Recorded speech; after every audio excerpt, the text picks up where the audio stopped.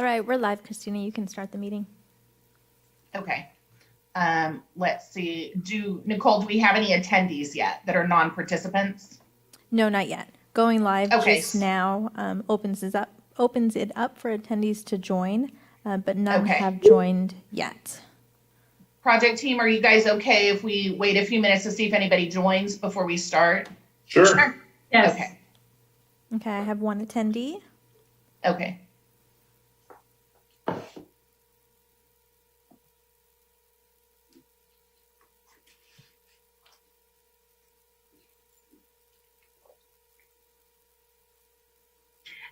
Brent, do you have the building height handy, just in case someone asks? Is it 54? It would max at 54. Max at 54. Okay. Yeah. Okay. Sometimes that question gets asked. Yes. Okay.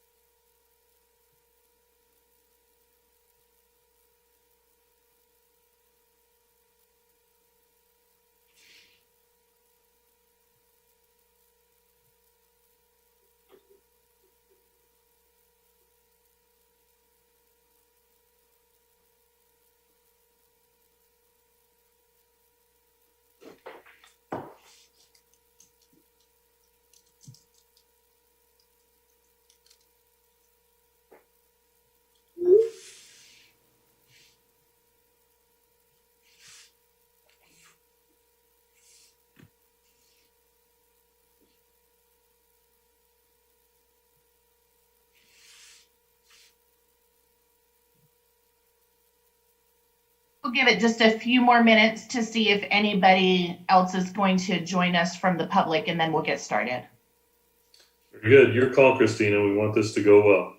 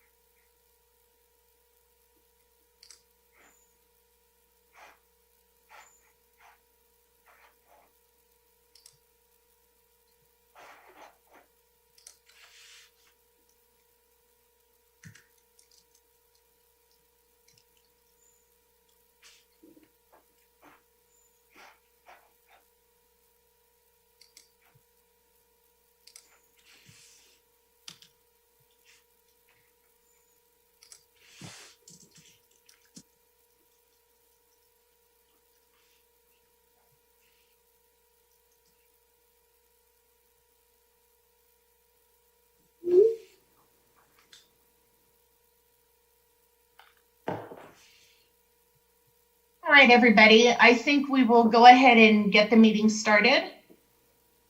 We do have one attendee from the public that I can see on the line for us. So in an effort to be respectful of everybody's time, we won't delay any longer.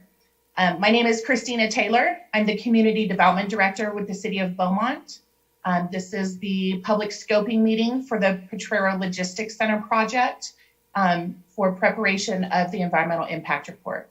Tonight on the line with us, we have members of city staff. We have project applicants and representatives. And at this time, I'm going to turn it over to Carrie Cano, project representative, who's going to make the presentation this evening. Thank you very much, Christina. I appreciate it. And thank you all for virtually attending the public scoping meeting for the Potrero Logistics Center project. My name is Carrie Cano. I am an environmental planning project manager with Kimley Horn and Associates. And myself and my team are preparing the environmental impact report for the project that we'll be discussing this evening.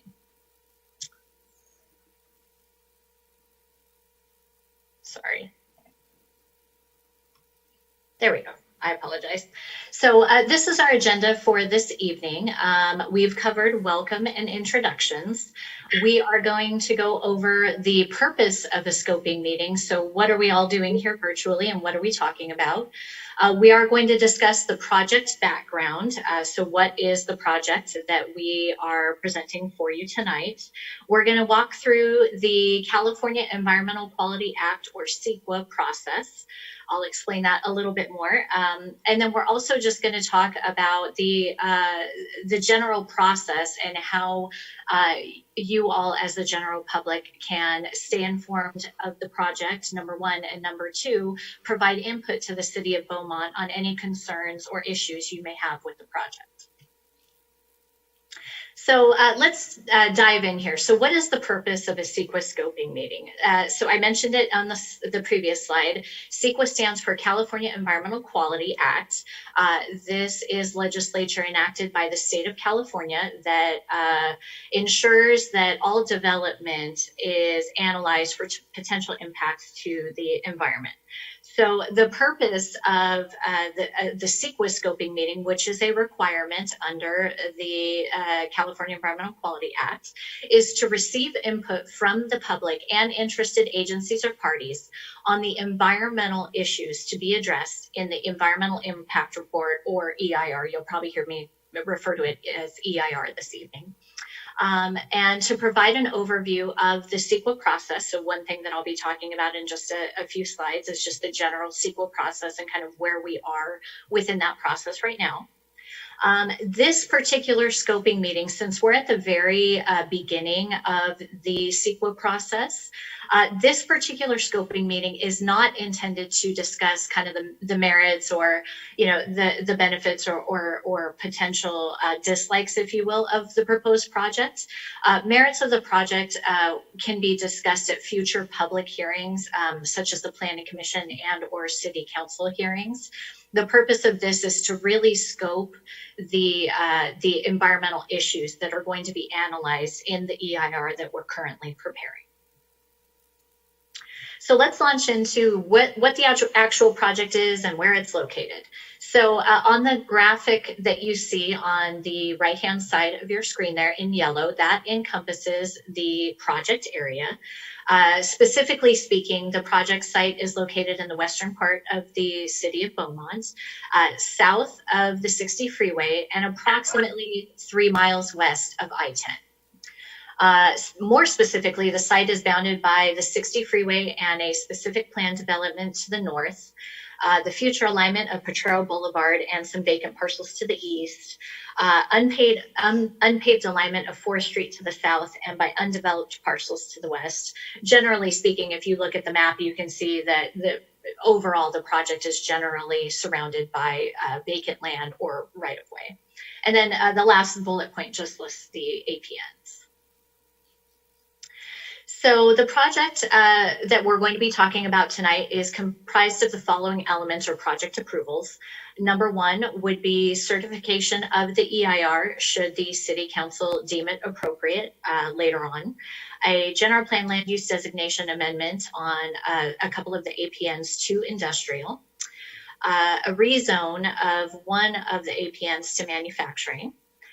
Pre-zone on a couple of the parcels that are actually located in the county of Riverside. So the project is comprised of a couple of parcels that are located within City of Beaumont proper, and then parcels that are located within the county of Riverside.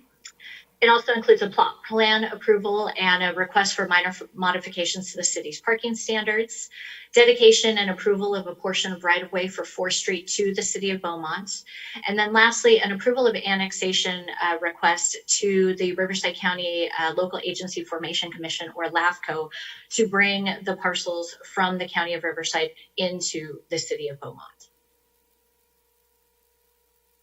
In addition, the project proposes to develop an approximately 577,920 square foot high cube logistics warehouse building that you see on the graphic on the right-hand side on approximately 32 acres.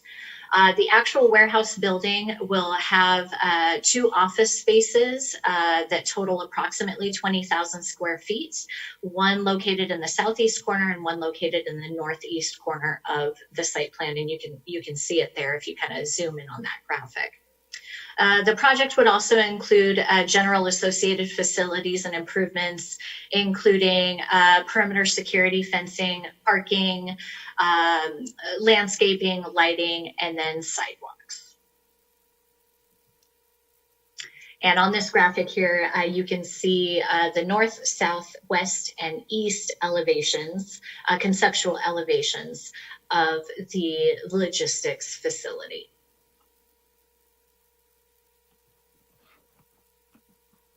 So the EIR scope and process. So the EIR scope is defined by, again, the CEQA process, the California Environmental Quality Act process. The scope of the EIR, purpose of the EIR, is to disclose potential project impacts to the general public, agencies, and decision makers. The EIR scope also requires us to identify ways to avoid or reduce potential environmental impacts, and we do that via mitigation measures, which I'll cover in a slide or two here. The EIR scope also requires us to define and analyze alternatives, and alternatives are generally scoped in a manner that reduces or eliminates any potential significant and unavoidable environmental impacts that the proposed project would include. We don't know what those impacts are yet because we're in the beginning process of the EIR. So, and then lastly, it also fosters interagency coordination, and then exactly what we're doing here tonight, public review and participation is a huge part of the EIR process. So what kind of EIR are we preparing for this project? We are preparing a project level EIR. A project level EIR is an EIR that will be prepared for a specific development project. And the warehouse visual that I showed you a slide or two ago on that graphic is a specific development project. So project level EIR is appropriate for this type of project. So this type of EIR focuses primarily on the changes in the environment that would result from the development of that specific project. Just to be clear, the EIR will also examine all phases of the project, including planning, construction, and operation. So our EIR is not just going to focus on, say, should the project be approved, the actual operation of the warehouse. We look at impacts associated with the entire development process. So the scope of our project EIR that we're currently undertaking right now will address the short and long-term effects of the project on the environment, including impacts to any offsite improvements. So that warehouse graphic that I showed you before, we obviously assess the impacts of any environmental impacts within that project boundary. But any offsite improvements, such as roadway improvements, potential utility extensions, will also be analyzed in the EIR. It also evaluates the potential for the project to cause both direct and indirect growth-inducing impacts, as well as cumulative impacts, and focus on zone changes. So the cumulative impacts part, I just wanted to explain that to everybody a little bit more. The cumulative impacts take the development of this proposed project and analyze it in conjunction with other development projects within the city of Beaumont, and kind of that cumulative or total impact of all of those projects. So I'm not going to go through every one of these bullet points, but these are the resource areas that you will see analyzed in our EIR. These are mandated by the state of California, and our EIR is going to include an analysis of all of these environmental resource areas that you see here. So what does CEQA require? CEQA requires a comparison of existing environmental conditions to future conditions with implementation of the proposed project. So I just wanted to expand on that. What that means is our environmental impact report is going to compare, if you will, existing conditions of our project site. Right now, our project site is just vacant. So vacant project site to the future conditions with implementation of the proposed project, which would be the development of that warehouse that I showed you in a couple of slides ago.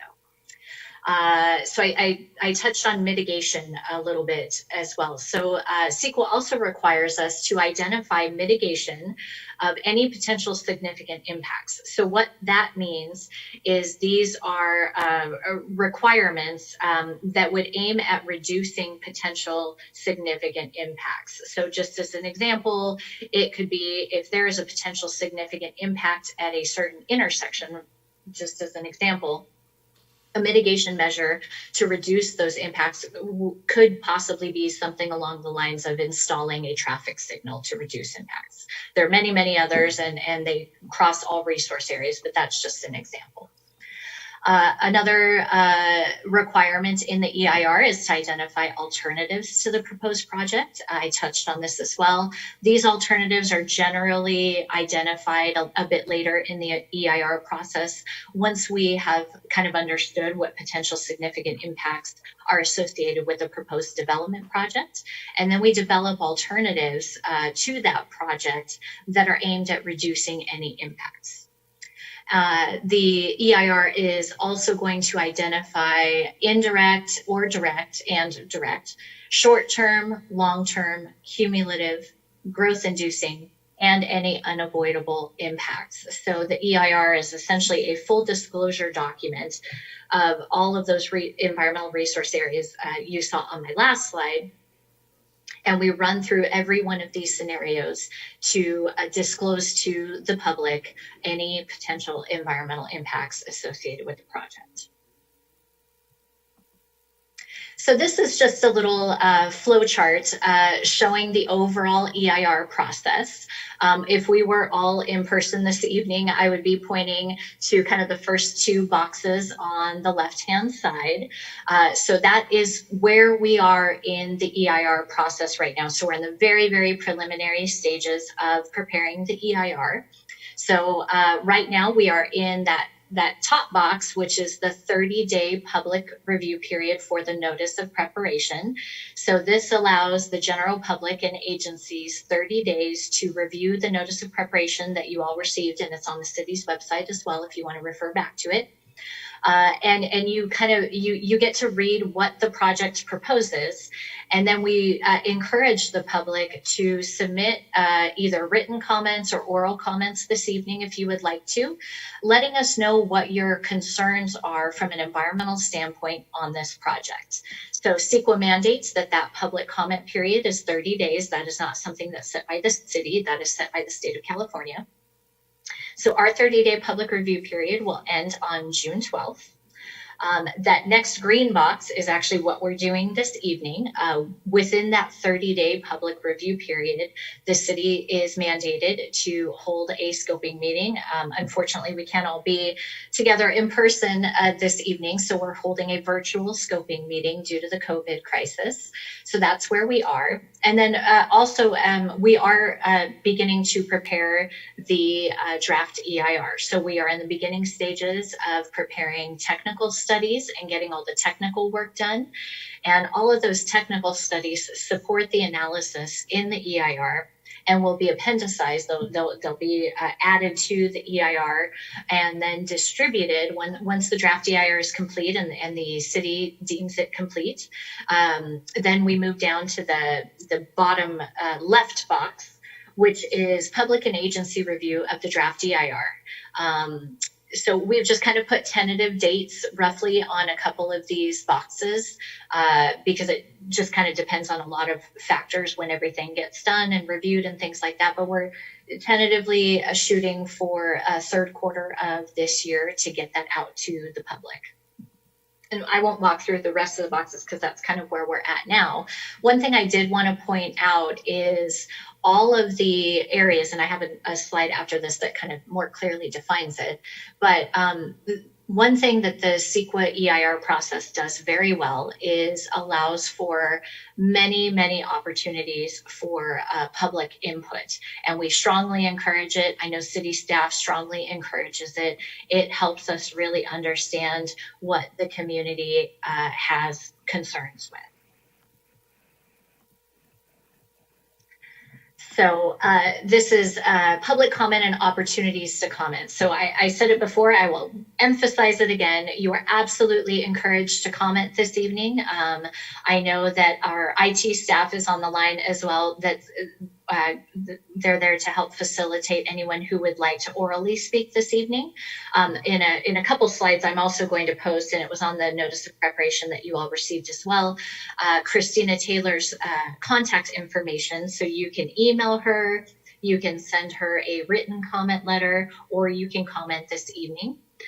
We do ask, given the requirements of the state of California, that you do please limit your comments to environmental issues that you have concerns with and would like to be added to the EIR. Last bullet is just a reminder that the 30-day public review period will end on June 12th. And so this slide just kind of emphasizes what I was talking about in kind of that flow chart slide. There are multiple opportunities built into the California Environmental Quality Act system that allow for public comments. So right now we're in the 30-day notice of preparation period and we're holding the scoping meeting this evening. You can comment either tonight at the scoping meeting or anytime during that 30-day notice of preparation period. You will be able to comment again on the 45-day draft EIR public comment period. And if you submit a comment letter during that 45-day public review period, we will be preparing formal written responses to comments directly related to any comment letters that we receive. That is a requirement of CEQA. And then lastly, any planning commission and or city council public hearings, as you all know, are welcome for public comment as well. All right, so this is the slide I was talking about. Christina Taylor, Community Development Director, you just heard her introduce the meeting here. She's on the line tonight as well. Please direct all written comments or emails to Christina Taylor at the address and or email address shown above. We do ask that if you submit a written comment, that you please do include your name, address, email, or at least a contact number. And the only reason that we ask for that additional information is so that we understand that you're interested in the project. And so we add your contact information to a list. For any future notices that go out about the project, you'll receive them directly. So we do ask that you include that contact information. We don't share it with anybody. We just keep it for purposes of future distributions for the project. So with that, That's actually the end of my kind of formal presentation. I know that we have some general public attendees on the line. If anybody would like to comment, I know IT is here to help facilitate the oral comments. Thank you, Carrie. No problem. Chair, if you're ready, I can go ahead and start letting the attendees speak. Yes, ma'am. All right, so the first one is Bill Quisenberry. We're going to go ahead and unmute you. Go ahead, Bill. Good evening. Can you hear me? Yes, sir, We can hear you, Bill. Okay. Well, first, I'd like to apologize because my question or comment's not related to the environmental issue. Had this meeting been in person, I would have approached the applicant directly there. But at any rate, my name is Bill Quisenberry. I represent the Southern California District Council of Laborers, who represents over 32,000 men and women here in Southern California, many of which reside in the Inland Empire. Also, I'm sure, and I don't have exact figures, some reside in or around Beaumont. So with that, I would like to open up a line of communication somehow with the applicant and find out if you'd be interested in speaking with us. That's all I have. Thank you. Thank you very Thank you, much. Bill. Oh, Nope, you're fine, Christina. Sorry. okay, sorry. Bill, I believe I have your email contact information. This is Christina Taylor. I think you emailed me maybe last week about this meeting. So I'm happy to provide your information to the applicant and let you guys work that out yourselves since it's not related to the environmental document.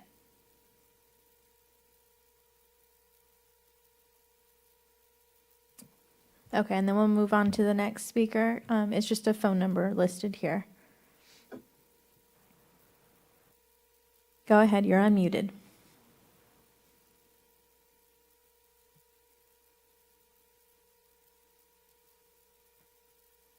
Can you hear us? No. Go ahead, you're unmuted.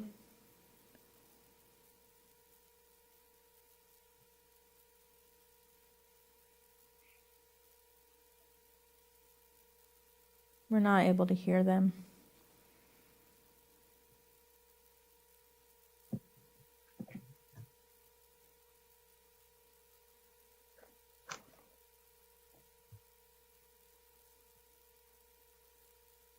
If you are able to hear and if you do have comments, I would suggest emailing them to the information on the screen.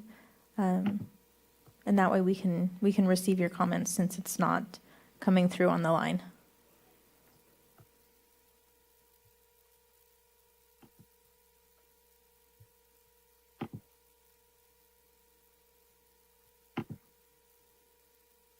Okay, and that's all of the commenters that I have within the webinar.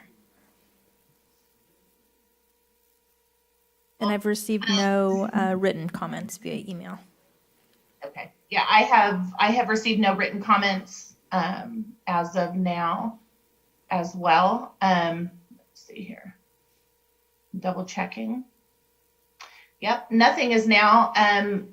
I think we should probably leave the lines open for a little bit to see if anybody joins us a little bit late, and then at least for another maybe 10 or 15 minutes, and then we can go from there. So if you all want to hang out, I'd appreciate it. Sure. Yeah, I can do that. Happy to.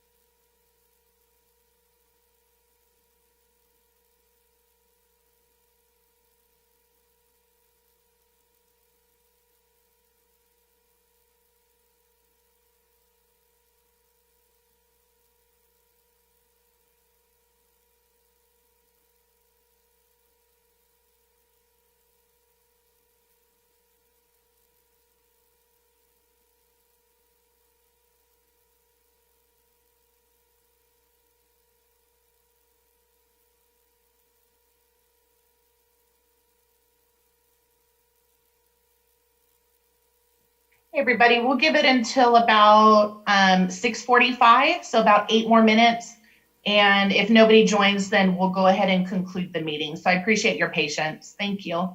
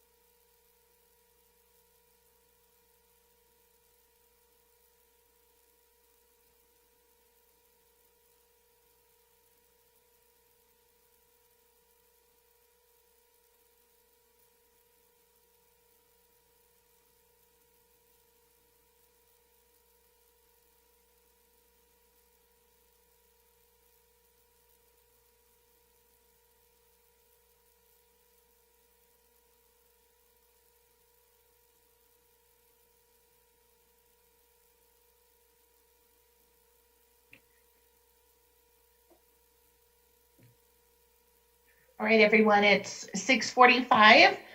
We've had no new attendees from the public log into the meeting. So at this time, I think it would be appropriate to go ahead and wrap it up.